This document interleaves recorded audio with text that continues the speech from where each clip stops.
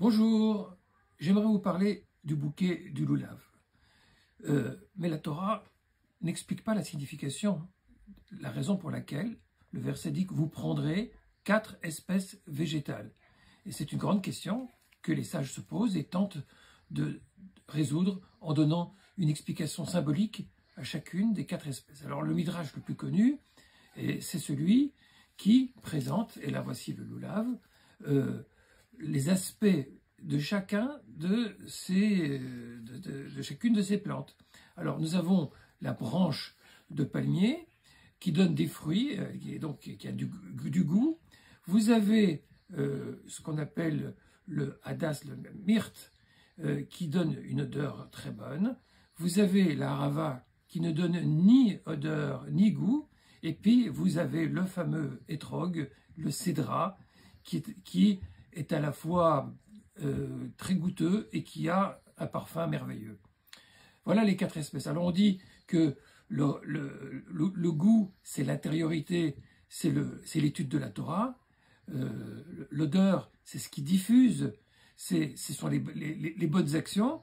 Et puis on comprend que le fameux etrog a les 2 vertus, tandis que la rava n'a rien du tout. Et puis la myrte et le lave ont l'une des 2 composantes.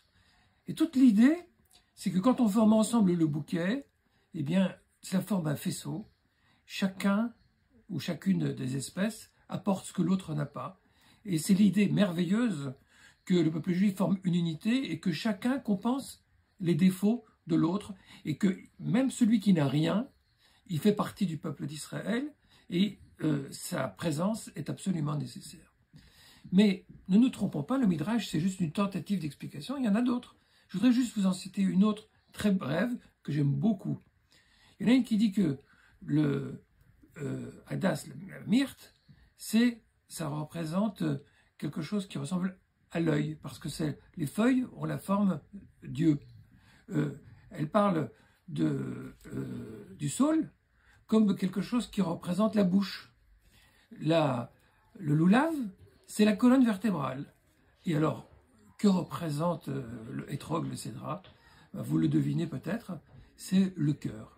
Il y a une magnifique symbolique qui dit que, voilà, au moment où on compose le bouquet, on ajoute le cœur, et même il y a une tradition qui consiste au moment où on récite la bénédiction de retourner le loulav dans le bon sens et former ainsi un corps organique. Chaque partie du peuple forme des organes et l'ensemble forme l'être complet. Et l'élément capital, c'est le cœur. Et le cœur doit être retourné, comme le dit le verset, Va'ashevota el levavecha, tu retourneras ton cœur. Et donc, autrement dit, il faut faire en sorte qu'on y mette toute son émotion, toute sa sincérité, et c'est ce qui donne toute la force à ce très beau symbole du bouquet.